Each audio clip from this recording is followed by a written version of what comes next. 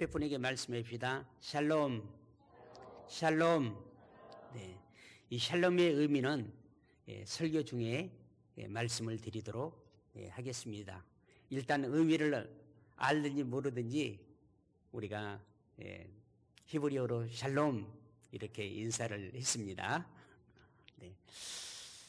우리는 오늘 성탄절을 맞이하고 있습니다.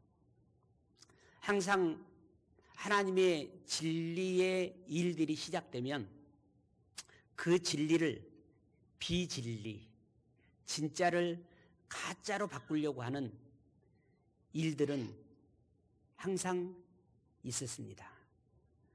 아담, 하와 이후의 모든 시대에 하나님이 말씀하시면 그것을 자기 것으로 가로채고 또 그것을 변형시켜서 교묘하게 온전히 하나님을 경외하지 못하도록 만드는 일은 사탄으로부터 계속 시작되었습니다. 우리가 한 해가 거듭되면 거듭될수록 성탄절의 진정한 의미보다는 세상의 상술에 의한 상업적인 세상의 마귀가 만들어 놓은 점점 교묘하게 하나님으로부터 떠나게 만듭니다. 그래서 우리 아이들이 성탄절이 됐을 때 아기 예수님을 찬양합니까? 산타 할아버지, 또 우리가 아기 예수님을 오심을 축하하고 아기 예수님께 영광을 돌리고 예수님께 선물을 드려야 되는데 도리어 어떻게 합니까? 내가 그 성탄의 주인이 돼서 내가 무슨 선물을 받으려고 성탄절 내가 주인이 되려고 하는 이 문화 속에 점점 해가 거듭할수록 더 우리는 빠져들고 있는 현실 속에 있습니다. 다시 여러분 바꿔야 되지 않겠습니까? 지금 현재 우리 교회 공동체를 기독교라고 그럽니다. 기독교. 프로테스탄트. 이 의미는 개혁하다라고는 의미예요. 바꾸다. 잘못된 것, 변형된 것, 왜곡된 것을 바꾸다 라고 하는. 그러면 어떤 것이 진리이고 어떤 것이 잘못된 건가요? 그것을 하면 할수록 하나님의 일, 하나님의 영광이 드러나는 것은 그것은 진리의 일입니다. 그런데 그거를 하면 할수록 자꾸 사람이 드러나요. 사람들이 드러나고 세상의 문화가 드러나고 하나님의 일은 점점 뒤로 감춰져요. 이거는 가짜 비진리인 것입니다. 요한복음 14장 6절에 내가 곧 길이요 진리요 생명이니 나로 말미암지 않고는 아버지께로 올 자가 없느니라. 곧 우리가 진리 안에 거하지 않으면 영원한 생명, 영원한 축제의 나라, 하나님의 나라에 들어갈 수 없는 것이죠. 그러므로 우리는 예수님을 온전히 만나면 아기 예수님 그리고 30년 사생애를 사시다가 3년 공생애를 사시고 모든 인류의 평화의 사도로 십자가의 대속제물이 되어주신 예수 그리스도를 그 사람이 진정으로 영접하면 그 사람의 중심이 진리, 영원한 생명, 예수 그리스도의 말씀을 따라가고 프로테스탄트, 세상이 주는 유혹과 세상이 주는 유익, 세상이 주는 기쁨을 점점 멀리하고 개혁하는 그런 세상에 나를 속이려고 하는 미혹의 영을 거스려서 비록 힘들고 고난이 따르지만은 진리의 생명 안으로 들어가려고 하는 노력을 하는 것이 바로 우리 기독교 오늘날 교회인 것입니다. 사랑하는 성도 여러분, 예수님이 이 땅에 오신 그 시기는 환경적으로, 정치적으로, 또 이스라엘 백성들에게 경제적으로 매우 좋지 아니하는 상황이었습니다. 누가복음 2장 1절은 세상에 그때 당시 가장 강력한 군왕이었던 로마의 황제 아구스투스의 이름으로부터 시작이 됩니다. 그리고 그가 내린 사회적인 정치적인 하나의 칙령으로부터 시작이 됩니다. 당시 세계를 다스린 황제의 이름이 언급되지만 하나님의 역사는 세상의 그 어떤 강력한 공력을 가진 사람의 말에 의해서 하나님의 역사는, 하나님의 약속은, 하나님의 계획은 변형되거나 바꿔지지 않는다는 사실을 여러분 기억하셔야만 합니다. 좋지 않은 환경이고 세상의 권세자들이 칙령을 내리고 그리고 그들을 통제하고 있는 것 같지만 모든 일은 하나님의 계획이고 그리고 하나님의 계획대로 이루어진다는 사실을 아셔야 됩니다. 하나님은 어떤 일을 통해서든지 그 일이 지금 현재 우리들에 있어서는 굉장히 불편한 일이라 할지라도 그 하나님의 말씀 속에는 우리를 향한 희망이 담겨져 있다는 사실을 기억하셔야 합니다. 가장 정치적으로 좋지 아니하는 시대, 지금까지 역사적으로 가장 강력한 제국 로마에 의해서 통치를 받고 있는 이스라엘 백성들, 어쩌면 깊은 절망 속에 있었지만 그들에게는 한 가닥 희망의 끈이 있었습니다. 때가 되면 우리 하나님께서 구원자, 우리의 메시아를 우리들에게 보내리라고 하는 약속. 그 약속은 창세기 3장 15절부터 계속 역사적으로 이루어진 약속이었기 때문입니다. 우리가 살면서 환경이 힘들고 어려울 때 우리는 독백처럼 그렇게 말합니다.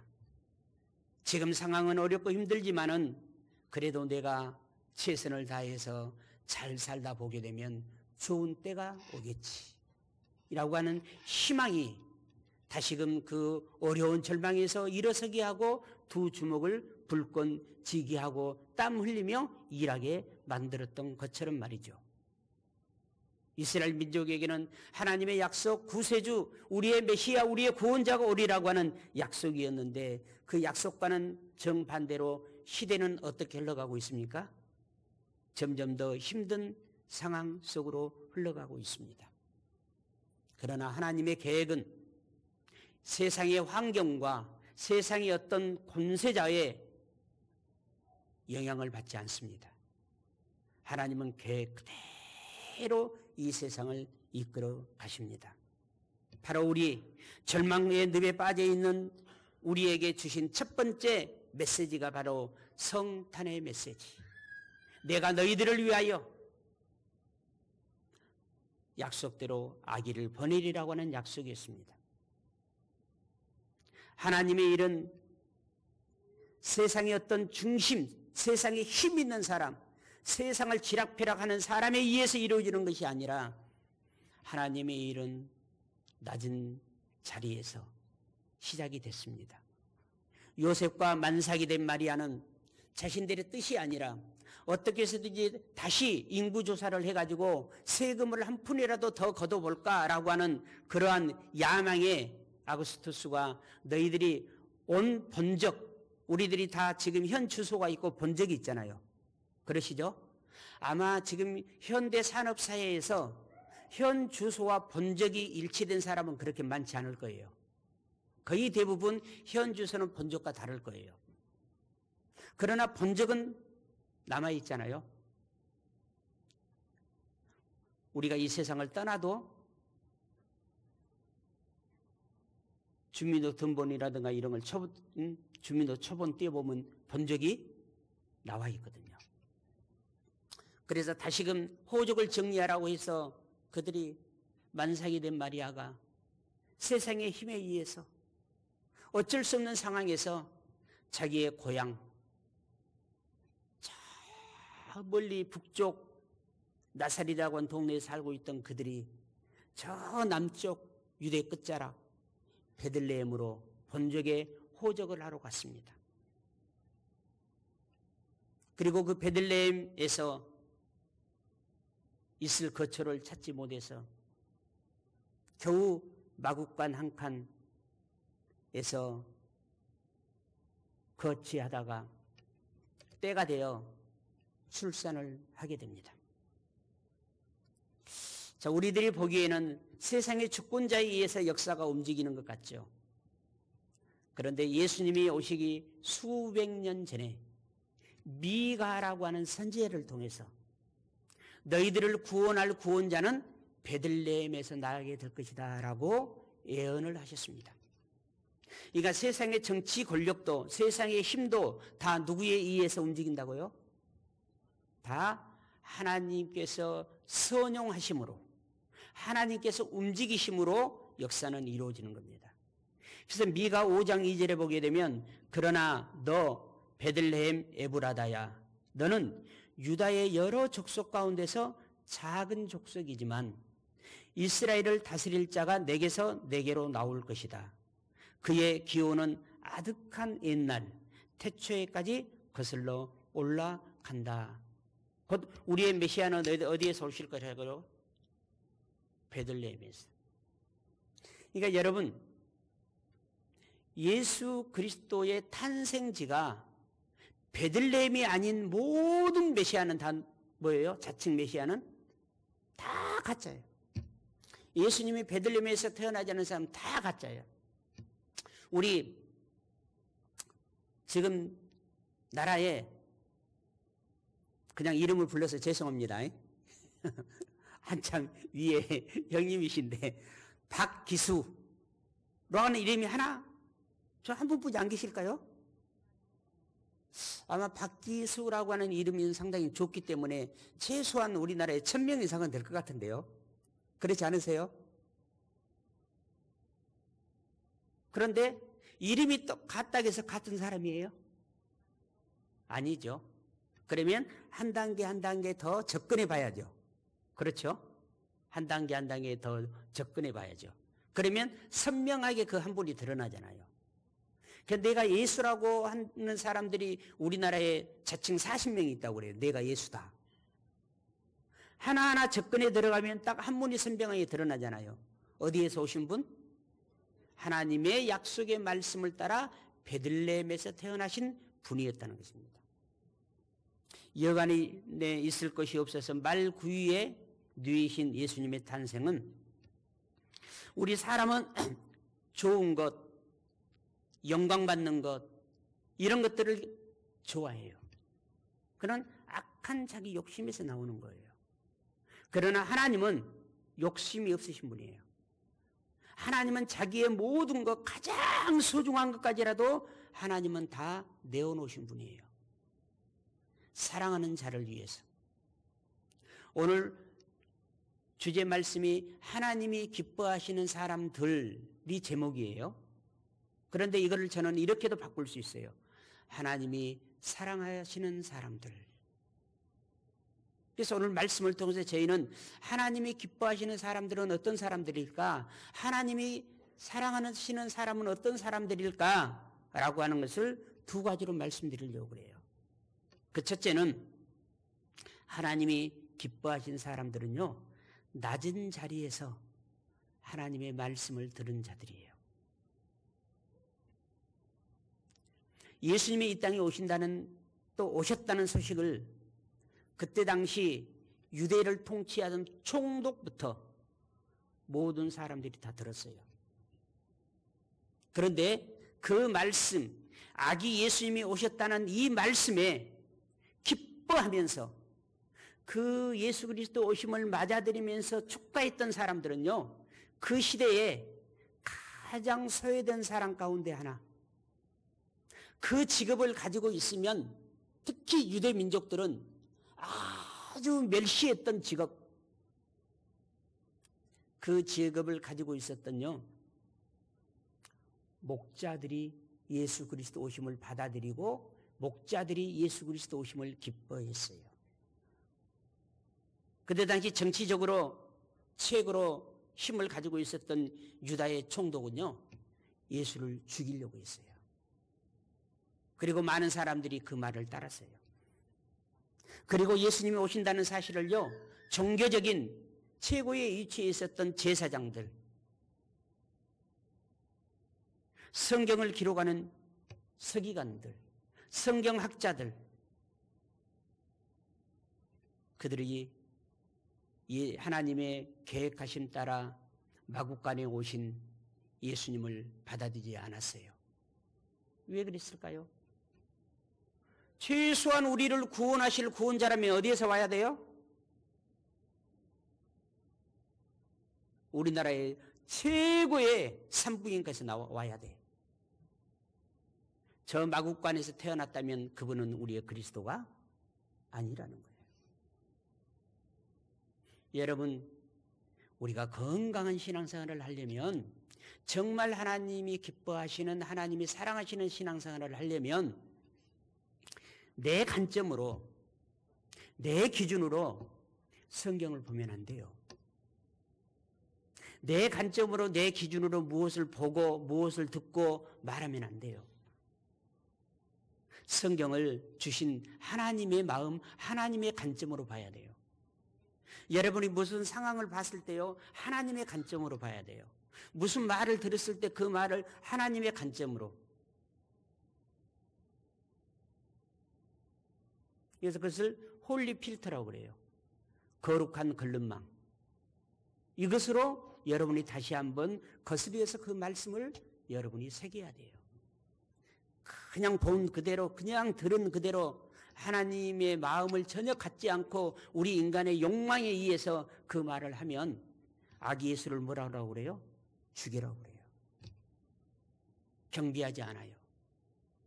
여러분, 내 관점으로 보았던 제사장들, 서기관들, 그때 당시에 있었던 종교의 지도자들이 얼마나 애곡된 시선으로 예수를 바라보게 됩니까?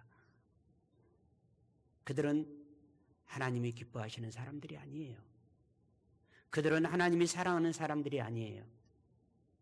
그때 당시에 사회적으로 가장 멸시받던 직분에 속해 있었던 목자들이 예수 그리스도의 오심을 맞아들이고 기뻐하고 그들이 예수 그리스도의 기쁜 소식을 전하는 사람들이 되었습니다.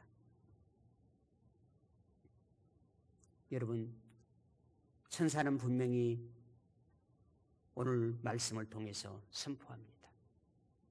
세상적인 약자, 힘이 없는 사람들, 그러나 힘이 있는 사람들은 전부 아기 예수님의 오심을 부정하고 도리어 그 아기 예수님이 오셨다라고 말하자 그를 죽이려고 하는 그런 상황 속에서 천사는요, 연약하고 힘이 없는 하나님이 기뻐하시는 사람들, 하나님이 사랑하는 사람들에게 이렇게 말합니다.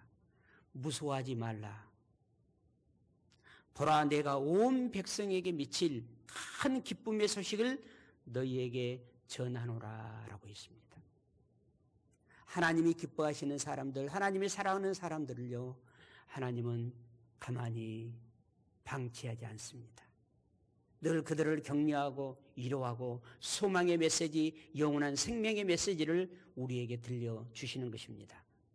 하나님이 기뻐하시는 사람은 세상 기준으로 준비된 사람이 아니라 하나님의 말씀 앞에 자기의 마음의 문을 여는 사람입니다. 목자들은 설명보다 왜 마국간에서 태어나야 되냐라고 이렇게 그 원인 이런 것을 따지기보다 순종으로 반응했습니다. 이해하기보다 먼저 믿음으로 움직였습니다. 여러분, 하나님의 역사는 따지지도 않고 묻지도 않고 온전히 하나님의 말씀에 순종할 때 그 하나님께 순종하는 사람을 통해서 하나님은 역사하십니다. 구주가 나셨으니 곧 그리스도 주시니라. 이 선언은 신학적이고 신앙적인 최고의 고백입니다. 세상 사람들의 가치로 볼 때는 그리스도가 아닌 것 같이 보이지만 누가 보내신 자입니까? 하나님이 보내신 자입니다. 하나님은 실수가 없으십니다. 예수는 우리의 구원자이십니다. 우리 한소망 믿음의 공동체가 하나님께서 행하시는 일이 내 기준과 내 경험과 내 상식과 세상의 문화와 맞지 않는다 할지라도 하나님이 하시는 일 앞에 겸손하게 무릎 꿇고 순종할 수 있는 공동체가 되시기를 예수님의 이름으로 축복합니다. 두 번째, 하나님이 기뻐하시는 사람들. 하나님이 사랑하는 사람들은 어떤 사람들일까요? 하나님께 영광을 돌리는 삶을 사는 사람들입니다. 천사들은 오늘 14절에 그렇게 노래합니다. 지극히 높은 곳에서는 하나님께 영광이요. 우리 예수님이 오심을 기뻐하시는, 땅에 있는 우리가 예수님이 오심을 기뻐하시는 사람들 중에 평화로다라고 말합니다. 곧 하나님의 모든 일을 다 믿고 다 받아들일 수는 없어요. 죄송한 이야기인데 오늘 이 공동체 안에도 그런 분이 없었으면 좋지만 실제로 하나님이 택한 사람이 있고 하나님이 택하지 않지만 이곳에 앉아있는 사람이 있을 수도 있어요. 그러면 하나님이 진짜 택한 사람은 어떤 사람이냐?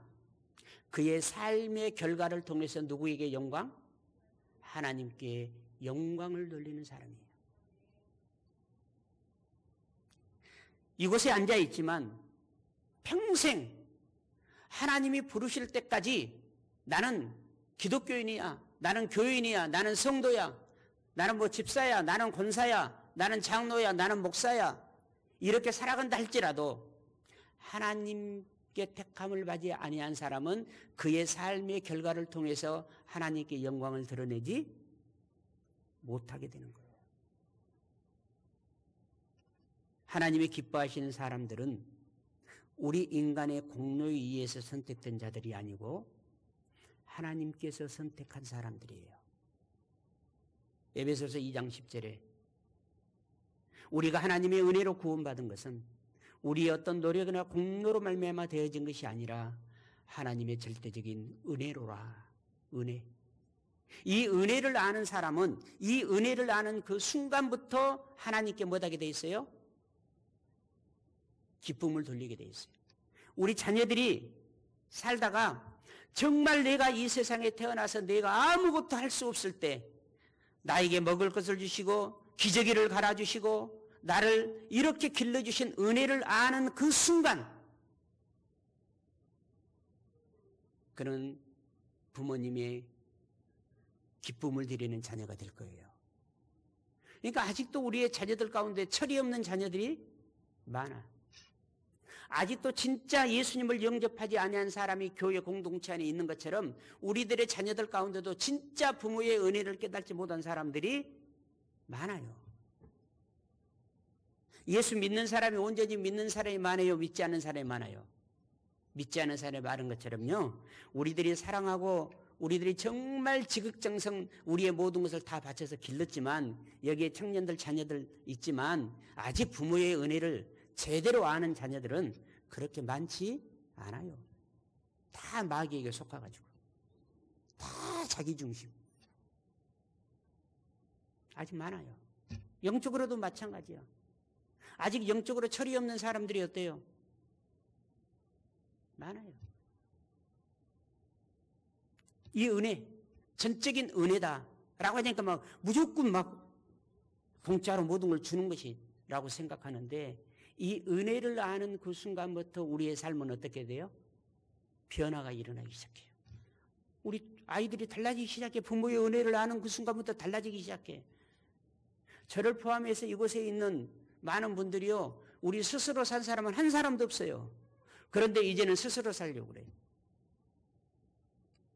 요즘 결혼식 하는데 보면 정말 깜짝 놀래요. 깜짝 놀래요. 그렇게 부모가 헌신적으로 결혼하는데요. 부모는 없어요. 우리 전라도 말로 지그들끼리 결혼해버려. 지그들끼리 짝 데리고 오고요. 지그들끼리 날 잡고요. 지그들끼리 입장해가지고 결혼해버리고요. 전혀 부모에 대한 은혜가 없어요. 왜? 세상의 문화에 빠져들었어요. 세상의 문화에 빠져들어가지고. 문화는요. 계속 바뀌는데 점점 문화가 바뀌면 바뀔수록 하나님 앞에 가까워지는 문화는 세상은 만들어내지를 못해요. 하나님께로부터 멀어지는 문화를 만들어내지. 곧 오늘 하나님이 기뻐하시는 사람들 중에 평화로다라고 하는 하나님이 기뻐하시는 사람들을 이라고 하는 이 원문의 뜻은요, 하나님의 사랑의 대상이 된 사람들, 하나님의 기쁨의 대상이 된 사람들, 하나님의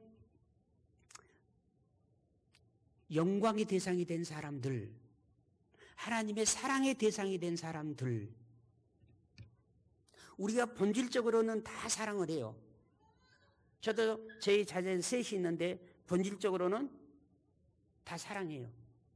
그런데 나의 기쁨이 된 자녀도 있고 좀 기쁨이 덜한 자녀도 있어.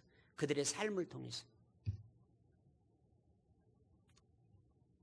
여러분, 우리 한소망 공동체가 하나님의 은혜의 대상에 된 사람들이기를 바랍니다.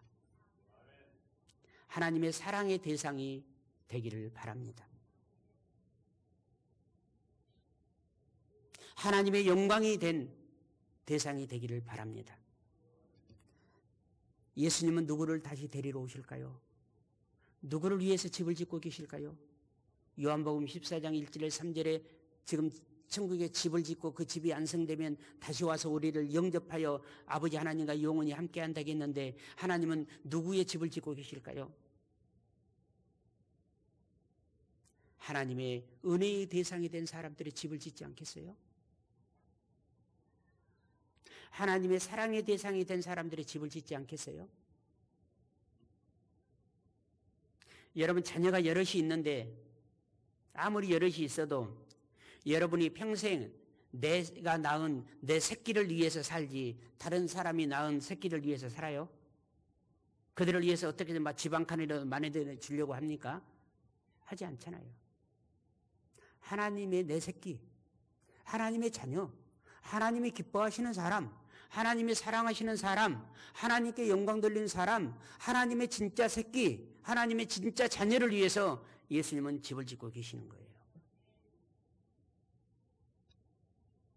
하나님께 영광을 돌리고 세상 속에 평화를 만들어내는 사람들이 하나님이 사랑하는 사람들이에요. 그럼 샬롬이라고 하는 뜻은 뭘까요? 샬롬이라고 하는 그 단순한 언어는 평화라고 하는 뜻이에요. 평화. 그래서 유대 민족들은 우리는 지금은 많이 그렇지 않지만 아침 식사가 대부분 어땠어요? 잘 잤니? 또 만나면 무슨 이야기를 많이 해요? 식사는 하셨습니까? 조반은 드셨습니까? 이런 이야기를 물어본단 말이에요. 그런데 유대 민족들은 만나면 하는 인사가 샬롬이에요. 그럼 이 샬롬이라고 하는 뜻은 평화라고 하는 뜻인데 더 깊은 의미는 뭐냐면 하나님과의 관계가 회복됐습니까? 라는 뜻이에요. 하나님과 평화의 관계입니까? 이 뜻이에요.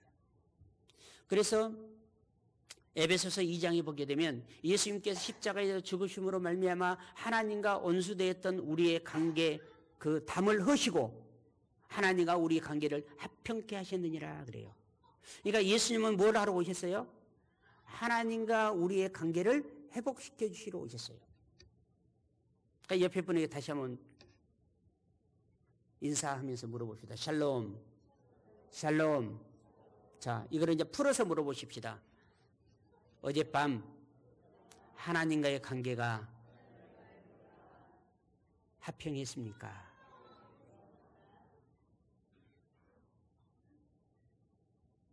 여러분, 하나님의 관계가 어떠세요?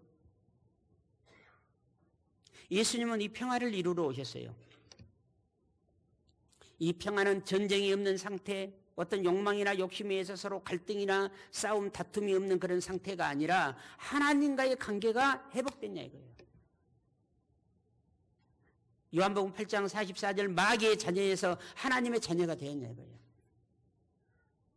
요한계시록 20장 마귀는 그를 따르는 그의 자녀들을 지옥 불로 데리고 가고 어린 양 생명책에 그 이름이 기록된 자들은 예수께서 오셔서 영원한 평화의 나라, 다시는 아픔도 고통도 괴로움도 갈등도 죽음도 병든 것도 없는 영원한 생명의 나라로 데려갑니다. 관계요, 관계. 누구의 자녀냐의 관계. 예수님은 마귀의 자녀였던 마귀와 관계를 맺고 있었던 우리를 하나님과의 평화의 관계로 만들어주시기 위해서 이 땅에 오셨고 그러기 위해서 십자가에서 죽으셨다고 에베소서에 분명히 말씀하고 있어요. 여러분, 하나님의 관계가 중요한 거예요. 아멘? 우리는 세상의 어떤 조건이 중요하다고 생각해요. 그러나 조건이 아니라 뭐예요? 관계예요, 관계. 관계.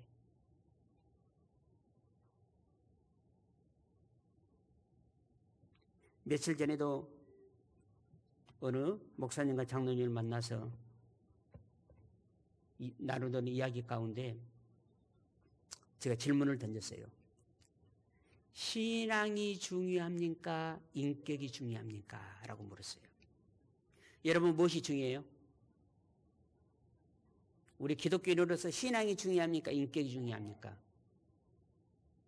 여러분, 답은 가지고 계시겠잖아요? 그런데 신앙이 중요하잖아요. 인격이 중요해요.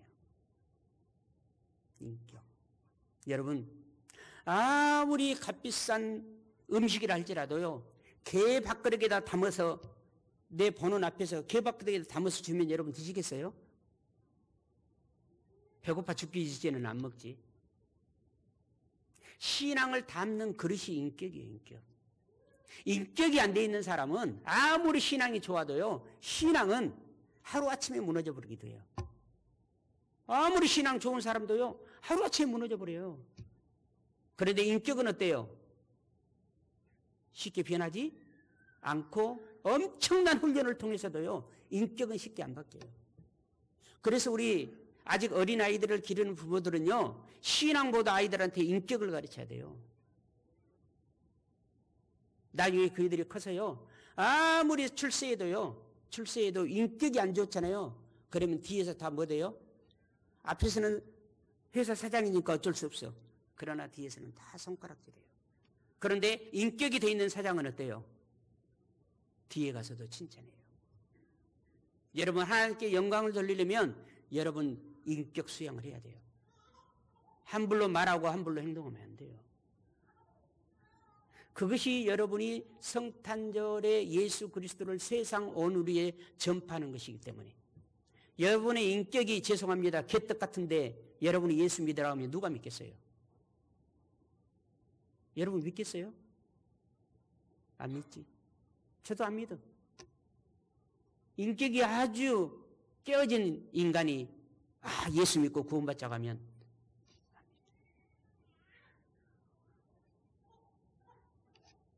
여러분, 우리는 세상의 무엇, 즉 건강, 명예, 좋은 직장, 좋은 환경, 물질의 풍요 등 상대적으로 많은 것을 소유하면 평안, 곧 하나님과의 관계가 평안하다고 생각해요. 그러나 그것은 착각입니다. 하나님과의 관계는 정말 나의 아버지로서 그 아버지의 말씀 앞에 겸손하게 순종한 자입니다. 그러면 우리 아이들이, 어떤 아이들이 인격훈련이 잘 된 아이들이에요?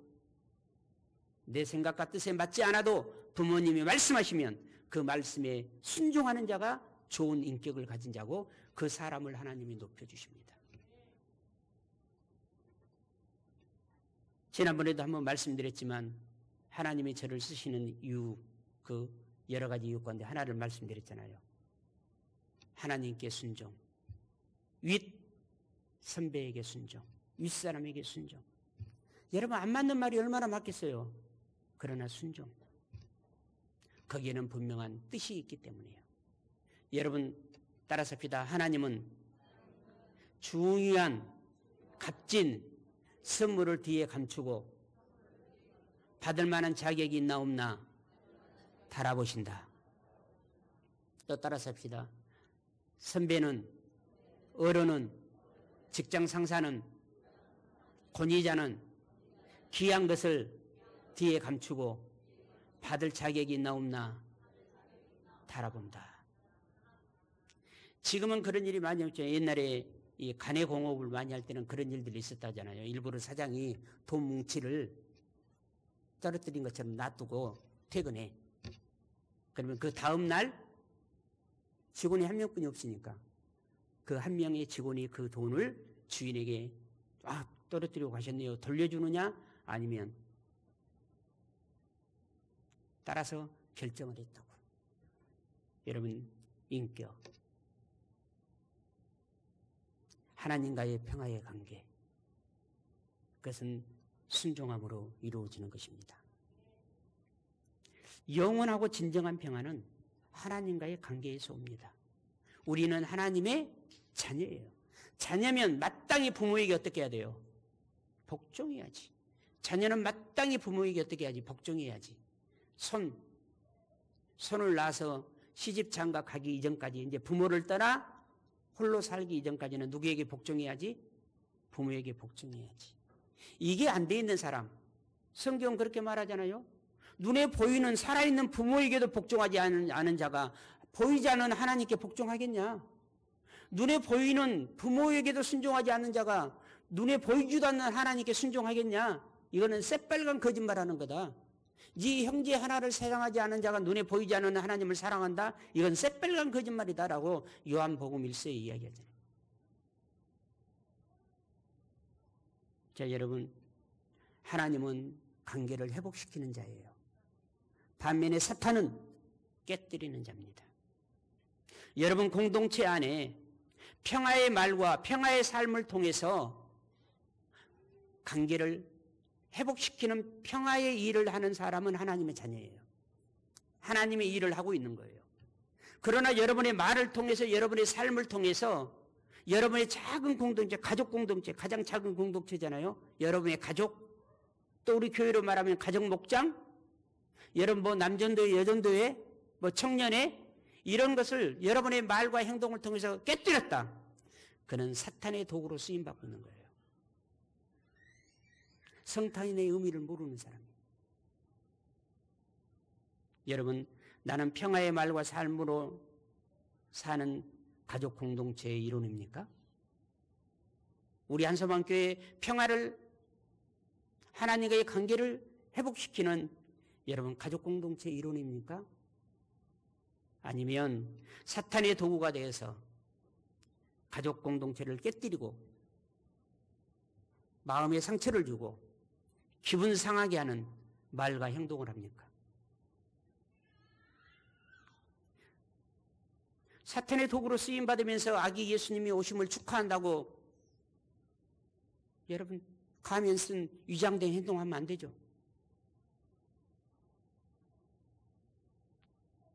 하나님의 자녀로서 은혜로 나를 구원하시기 위해서 오신 아기 예수님을 축하해야지. 위장된 축하하면 안 되죠. 위선적인 축하하면 안 되죠. 여러분, 사탄으로 하여금 깨어진 관계를 회복하기 위해서, 즉 죄로 인해서 깨어진 하나님과의 관계를 회복하시기 위해서 예수님은 오셨고 그 회복의 중개자로 십자가에서 죽으신 거예요. 성탄은 감상적인 어떤 축제가 아니에요. 하나님께 영광을 누리는 삶으로 부르심을 받은 사건이에요. 성탄절이 있으므로 내가 하나님의 은혜, 하나님의 자녀로, 영광의 자녀로 내가 살도록 부르심을 받은 거예요. 오늘 하나님이 기뻐하는 사람은 누구입니까? 오늘 성탄절을 통해서 하나님은 여러분에게 질문을 합니다. 하나님이 기뻐하시는 사람은 누구인가? 하나님이 사랑하는 사람은 누구인가?